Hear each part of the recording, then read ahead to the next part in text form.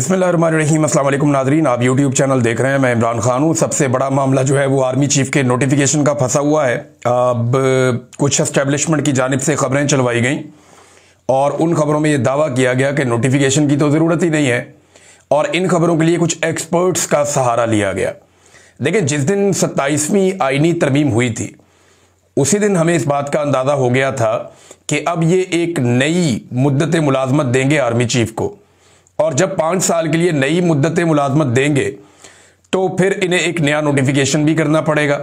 और इसकी गवाही राणा सनाउल्लाह साहब ने दी थी। लेकिन पहले देख लें कि अभी जो तज्जियाकार हैं उनके ज़रिए से किस किस्म के मौक़िफ़ दिलवाए जा रहे हैं जनाब के 26वीं आईनी तरमीम और फिर जो 27वीं आईनी तरमीम बाद में हुई, इसके मुताबिक ये दावा किया जा रहा है कि जनाब ज़रूरी नहीं है और आर्मी चीफ नोटिफिकेशन की जरूरत नहीं। 27वीं तरमीम के तहत चीफ ऑफ डिफेंस फोर्सेस और आर्मी चीफ के ओहदे 2030 तक साथ चलेंगे।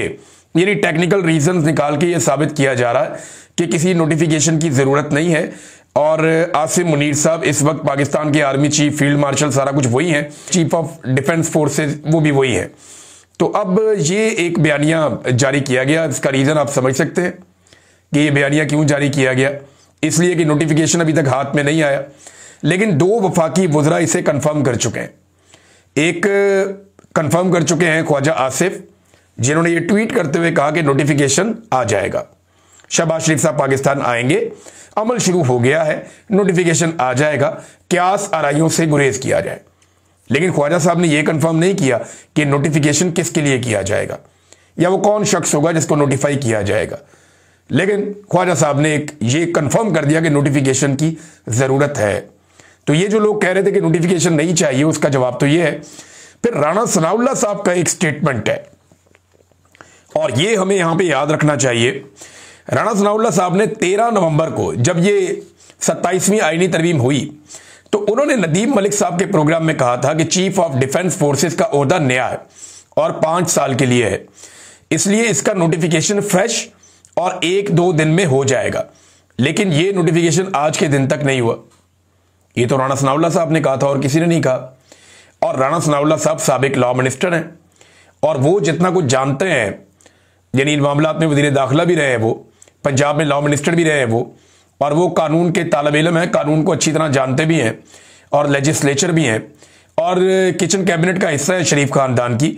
तो राणा साहब ने तो ये कहा था 13 नवंबर को, और आज क्या तारीख है? आज 1 दिसंबर हो चुका है। 28 नवंबर की रात 12 बजे आर्मी चीफ की मुद्दत मुलाजमत खत्म हो गई थी। अगर तो नया नोटिफिकेशन चाहिए तो अब 3 दिन हो गए हैं, कोई आर्मी चीफ नहीं है। तीसरा दिन शुरू है, कोई आर्मी चीफ नहीं है, ना 29 को, ना 30 को और ना आज 1 को।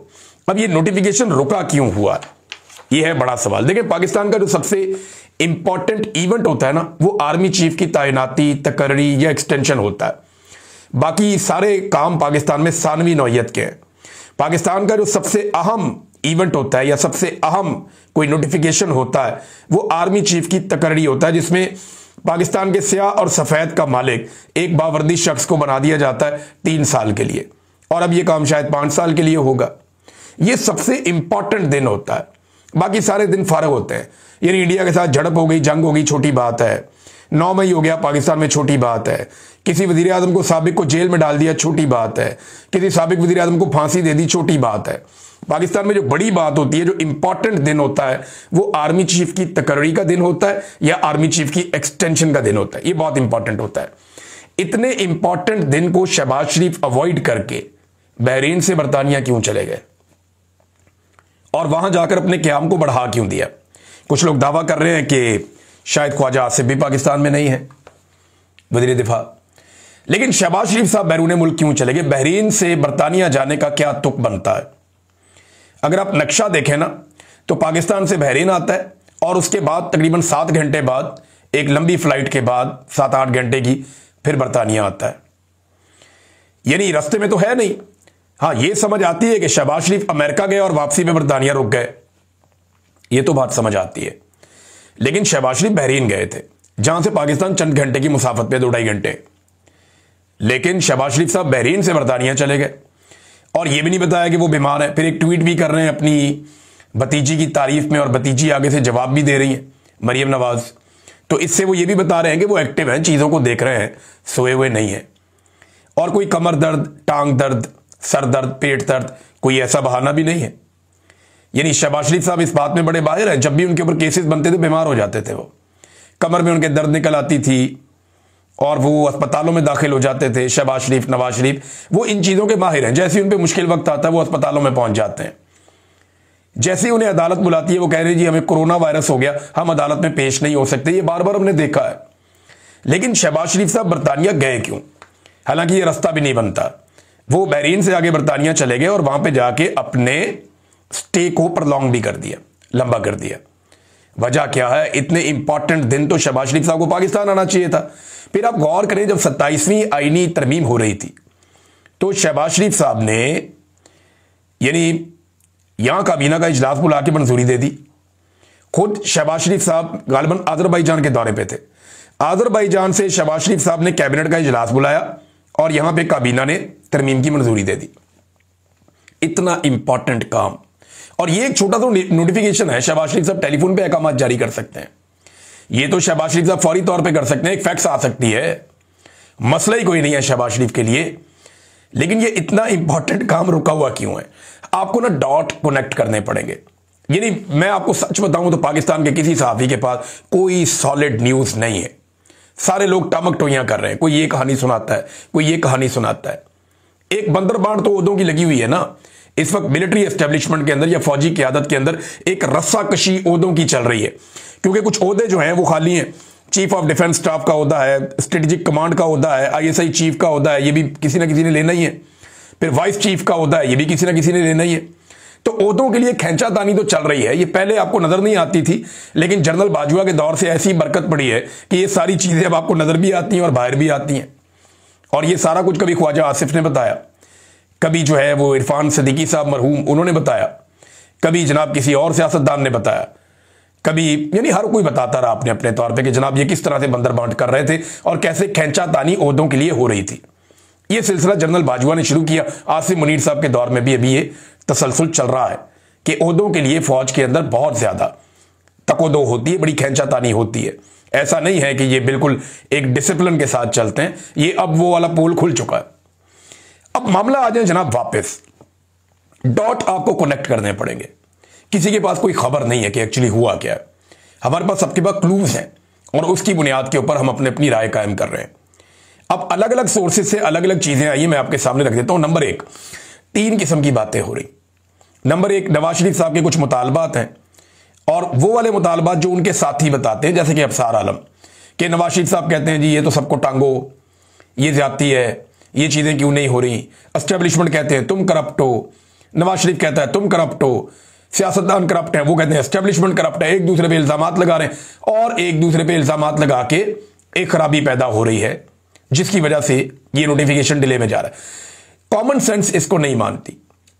लेकिन जब फौज लेकर आई थी ना नवाज शरीफ को और जरदारी को, तो उन्हें तब पता था कि इन्होंने पानामा भी किया हुआ है, कारनामा भी किया हुआ है। उन्हें पता था कि जाली अकाउंट्स वाले केसेस क्या हैं।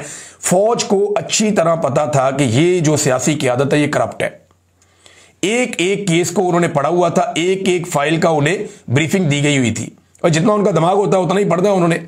लेकिन जो पढ़े लिखे लोग हैं उन्होंने इनको बताया था कि जनाब ये इंतहाई दर्जे के करप्ट है, इन्होंने बेईमानी की हुई है, इन्होंने कौम का अरबों रुपया डकारा हुआ है और इनके पास कोई जवाब नहीं है। तो फौज जब इनको लेकर आ रही थी तभी फौज को पता था ये करप्ट है, तो करप्शन के ऊपर तो कोई लड़ाई है नहीं। और ये नकम्मे भी हैं, ये भी फौज को पता था, तभी तो फौज इनको लेकर आई। दूसरा, करप्शन फौज का मसला नहीं है, ये सियासतदानों को भी पता था, तो इस पे तो ये लड़ नहीं सकते आपस में। बैड गवर्नेंस पे या करप्शन के ऊपर, इन चीजों पे ये आपस में नहीं लड़ सकते। लिहाजा ये वाला बयानिया जो है ना कि नवाज शरीफ और फौज के बीच में इख्तलाफात कोई सिविलियन सुपरमेसी के मामलात के हैं या कोई करप्शन या गवर्नेंस के मामलात के हैं, इसको तो आप काट दें, ये वाला बयानिया तो नहीं बनता। दूसरा ले लें, मियां साहब के वो मुतालबात जो दीगर सोर्सेज ने बताए और कई सोर्सेज से सामने आए, यानी इमरान खान से मुझे मुकम्मल छुटकारा लेकर दिया जाए। यानी मियां साहब ये समझते हैं कि एस्टेब्लिशमेंट ने इमरान खान को बनाया, हालांकि वो 22-24 साल के बाद तकोदो करके वो इस मुकाम पर पहुंचे। अब मियां साहब को लगता है कि एस्टेब्लिशमेंट ने क्योंकि बनाया और मेरी बनी बनाई गेम खराब कर दी, लिहाजा अब एस्टेब्लिशमेंट की जिम्मेदारी है कि इमरान खान से मुझे मुस्तकिल छुटकारा दिलवाएं और मुझे वापस वजीर आजम बनाने तक उनकी जिम्मेदारी है। ये बात जो है ना थोड़ा सा मंतकी लगती है। नवाज शरीफ के अंदर का इनकलाबी कभी कभी जागता है, लेकिन फिर फटाफट वो बूट पॉलिश कर देते हैं, वो सारा काम खराब हो जाता है। लेकिन ये मंतक इसलिए लगती है कि नवाज शरीफ के लिए अगर कोई वाहिद खौफ और रुकावट है तो वो इमरान खान है। आज इमरान खान की रुकावट मियां साहब के सामने ना हो, या एक लम्हे के लिए फर्ज करें कि खुदा न खास्ता इमरान खान नवाज शरीफ के रास्ते की रुकावट नहीं है, तो नवाज शरीफ तो 1 मिनट में एंटी एस्टेब्लिशमेंट बन जाएगा।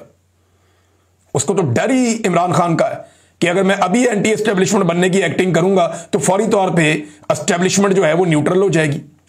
वो कहेगी ठीक है अपनी लड़ाई खुद ही लड़ो, फिर इमरान खान से हम सारे मिलकर भी नहीं लड़ सकते। तो ये वाली बात मंतकी लगती है कि नवाज शरीफ की ये वाली ख्वाहिश यानी कुछ हद तक। और तीसरी एक और चीज है और वो है अमरीकी इजाजतनामा। मैं अमेरिका के बारे में आपको एक बात बताता हूं कि अमेरिकन उस तरह नहीं सोचते जैसे बाकी दुनिया सोचती है। अगर अमेरिकन भी वैसे ही सोचते जैसे बाकी दुनिया सोचती है तो वो सुपर पावर ना होते। नॉर्मल लोग पता कैसे सोचते हैं, या नॉर्मल ममालिक वो ऐसे सोचते हैं कि ये आदमी हमारा वफादार है, इसने हमारे लिए काम किया हुआ है, हम इस पे भरोसा कर सकते हैं और ये हमारे लिए बेहतर आदमी है। अमेरिका ऐसे नहीं सोचता। अमेरिका ये सोचता है कि इस आदमी ने कल हमारे लिए काम किया था, कल तक ये हमारा वफादार था, हमने इससे अपना काम निकलवा लिया है, क्या हमारे आने वाले मकासद ये बंदा पूरे कर सकता है? अगर तो कर सकता है तो ठीक है, इसको चला लेते हैं, और अगर ये बंदा नहीं कर सकता या इससे बेहतर कोई बंदा आ सकता है तो फिर अमेरिका नए बंदे की तरफ जाता है। अमेरिका ये देखता है कि मुस्तकबिल में कौन उनके काम आ सकता है, वो ये नहीं देखता कि पीछे माजी में कौन उनके काम आ रहा है या कौन काम आता रहा है। वो आगे बढ़ते हैं और अमेरिकन अपने मफादात को देखते हैं। अब देखें, बहुत बड़े बड़े वादे आसिम मुनीर साहब ने अमेरिका से किए हैं, शहबाज शरीफ ने भी अमेरिका से किए हैं, और डोनाल्ड ट्रंप उन वादों को बाज़-औक़ात खुलकर बाज़-औक़ात दबे लफ्जों में बता भी चुका है। और वो कहते हैं जी पहले दिन से ये लोग कहते हैं हम तो आपके साथ हैं इसराइल के मामले में, या जो गजा का मामला है इसके ऊपर, या दीगर मामलात में। इन्होंने सबसे पहले कहा जी डोनाल्ड ट्रंप को आप नोबेल पीस प्राइज भी दें अमन का। मादनियात उनको इन्होंने ऑफर कर दी, अफगानिस्तान उन्होंने इनको ऑफर कर दिया, हर चीज हर तरह की फैसिलिटी ये उनको ऑफर कर रहे हैं। लेकिन अमेरिका ने यह भी देखना है कि क्या कोई इतना ताकतवर जर्नैल जो मुल्क के स्याह और सफेद का मालिक भी हो जाए और उसे ताहयात इस्तिस्ना भी मिल जाए और वो ताकत की उस मिराज पे पहुंच जाएगी, उससे पहले कोई भी जर्नैल उतना ताकतवर ना हो, तो क्या अमरीकी मफादात को वो सूट करता है या अमेरिका को एक नया और कमजोर जर्नैल सूट करता है? यह बात भी आपने अपने जहन में रखनी है। अमेरिकन इस तरह कैलकुलेट करते हैं। और अब जनाब शहबाज शरीफ साहब बैठे हैं बरतानिया में, अपना उन्होंने स्टे जो है इसके ऊपर लॉन्ग कर दिया है, और देखना यह है कि अमेरिका से क्या हुक्म आता है और मियां साहब और आसिम मुनीर के बीच में क्या तय पाता है। देखिए, मैं एक बार फिर कहूंगा कि मियां नवाज शरीफ और शहबाज शरीफ के लिए आसिम मुनीर से बढ़िया चॉइस कोई और हो नहीं सकता। उसकी वजह यह है कि आसिम मुनीर साहब जिस लेवल तक चले गए हैं, इस लेवल तक कोई और जर्नैल शायद ना जा पाए, क्योंकि लोगों के घरों तक, खवातीन तक कोई जर्नैल नहीं गया। आसिम मुनीर साहब के दौर में खवातीन की बेहुरमती की गई, चादर और चार दीवारी का तकद्दुस पामाल किया गया, बेटियां, बहुएं, बहनें, इनके साथ जो है वो जबर किया गया। इससे पहले हमने कभी ऐसा देखा नहीं। सनम जावेद, फलक जावेद इसी बात की सजा काट रही हैं कि उन्होंने आसिम मुनीर साहब पे तनकीद की। औरतों के ऊपर इस तरह का अटैक हमने किसी और जर्नैल की जानिब से नहीं देखा। इक्का दुक्का वाकयात हमने देखे, लेकिन इतने बड़े पैमाने पे हमने ये नहीं देखा था जो ये आसिम मुनीर साहब के दौर में हुआ। तो इनसे ज्यादा कोई और सूट नहीं करेगा इन्हें जर्नैल। अब देखते हैं कि ये क्या फैसला करते हैं और कैसे फैसला करते हैं। लेकिन एक बात तो तय है, ये जो नोटिफिकेशन वाला मामला हुआ है ना, इससे आसिम मुनीर साहब की इज्जत में कमी आई है, ना सिर्फ पाकिस्तान के अंदर बल्कि पाकिस्तान के बाहर, ना सिर्फ पाकिस्तान के अंदर बल्कि इदारे के अंदर भी। यानी एक बेचैनी सी है और एक बेबसी सी है, और आसिम मुनीर के साथ वही हो गया जो वो सियासतदानों के साथ कर रहे थे। यानी जिन लोगों को लाकर बिठाया उन लोगों ने लटका दिया बीच रास्ते में, और अब आसिम मुनीर साहब का नोटिफिकेशन लटका हुआ है। पता नहीं होता है, नहीं होता है, क्या होता है, अजीबोगरीब सूरत बना दी उनके लिए। तो आसिम मुनीर साहब अब कमजोर होंगे। जब भी कोई जर्नैल एक्सटेंशन ले लेता है ना, तो वो ताकतवर नहीं रहता। ये तारीख इस बात की गवाह है। जब भी कोई जर्नैल एक्सटेंशन लेता है उसकी ताकत कम होना शुरू हो जाती है। तो आसिम मुनीर साहब की ताकत, अगर उनको दोबारा से नोटिफिकेशन मिल भी जाता है तो उनकी ताकत अब कम होगी, ज्यादा नहीं होगी। लोग उनके ऊपर ज्यादा खुलकर तनकीद करेंगे। जैसे इमरान खान साहब तनकीद कर रहे हैं, आप ऐसी जुबान आने वाले दिनों में मजीद सियासतदानों की सुनेंगे। पाकिस्तान के अंदर और बाहर लोग उन्हें ज्यादा तनकीद का निशाना बनाएंगे।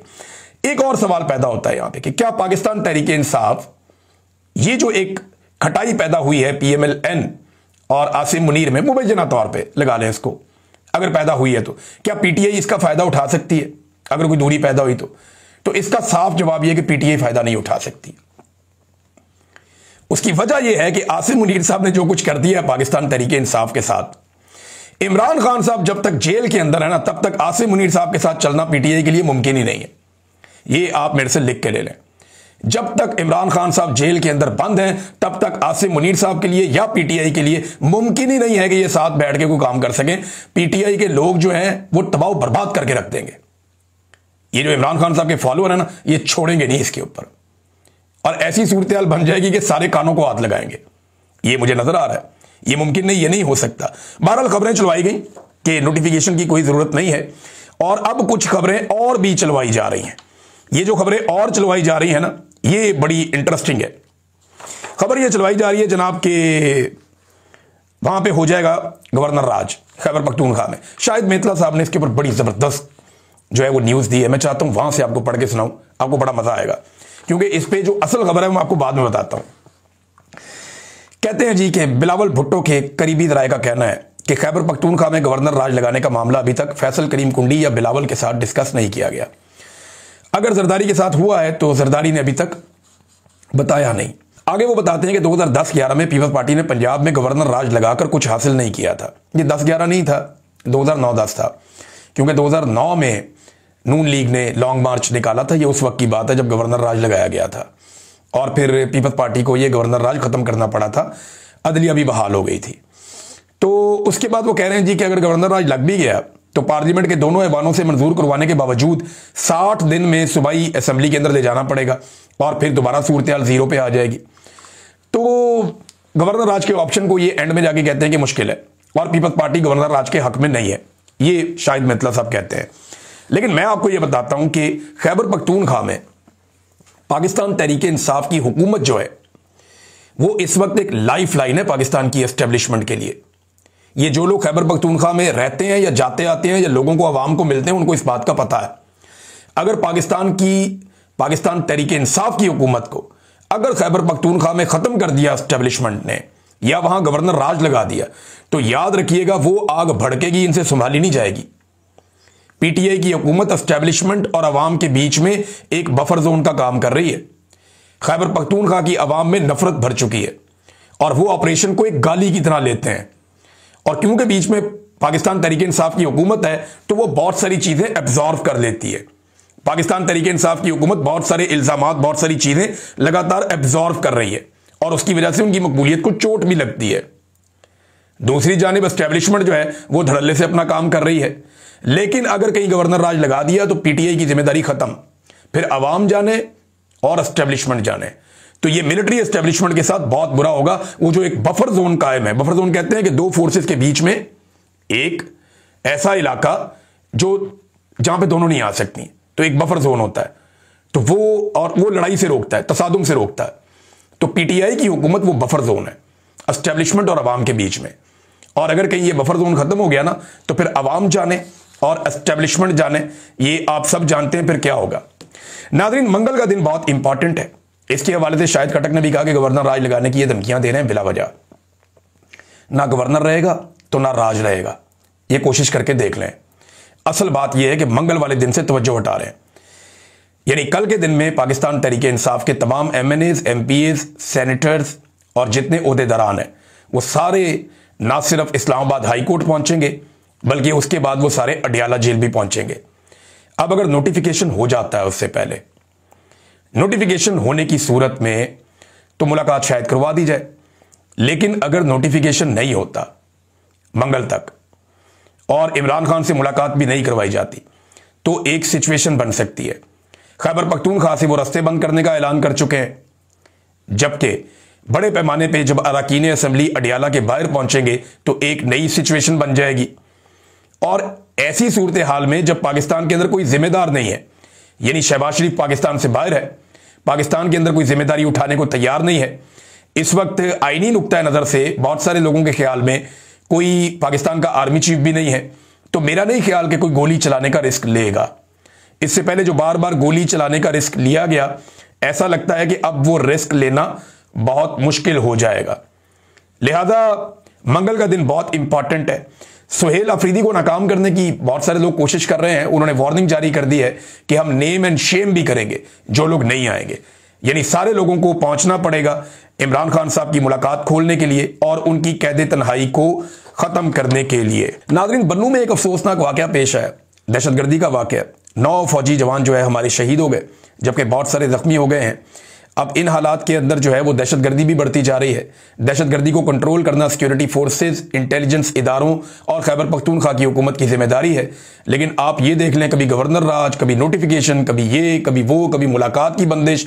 यानी पाकिस्तान को ऐसा लगता है कि एस्टेब्लिशमेंट ने जानबूझकर सिर्फ अपने इक्तदार को तूल देने के लिए अदम इस्तेहकाम का शिकार किया हुआ है। एक बेचैनी पाकिस्तान के अंदर जो है वो फैलाई गई है और डेलिबरेटली ये सारा कुछ पाकिस्तान के साथ ऐसा लगता है कि किया जा रहा है। नाज़रीन, आखिर में मैं शुक्रिया अदा करना चाहता हूं। कल हमने प्रोग्राम किया, हमारे जो सहाफ़ी जिन्हें जबरी तौर पे पहले उठाया गया, उसके बाद उनके ऊपर मुकदमात दर्ज किए गए, हमारे सहाफ़ियों को गैर कानूनी तौर पे गिरफ्तार करके हिरासत में रखा गया, जिनमें सोराब बरकत साहब हैं, हमारे बड़े प्यारे आगा शेख सरवर साहब हैं, राय गुलाम अली साहब हैं। और मैं आपको गारंटी देता हूं एक बात, एक तो ओवरसीज पाकिस्तानियों का शुक्रिया जिन्होंने भरपूर आवाज़ उठाई। दूसरा, मैं एक गारंटी इस निज़ाम को देता हूं, इन तीनों में से एक भी नहीं टूटेगा, इन तीनों में से एक भी अपना मौक़िफ़ नहीं बदलेगा।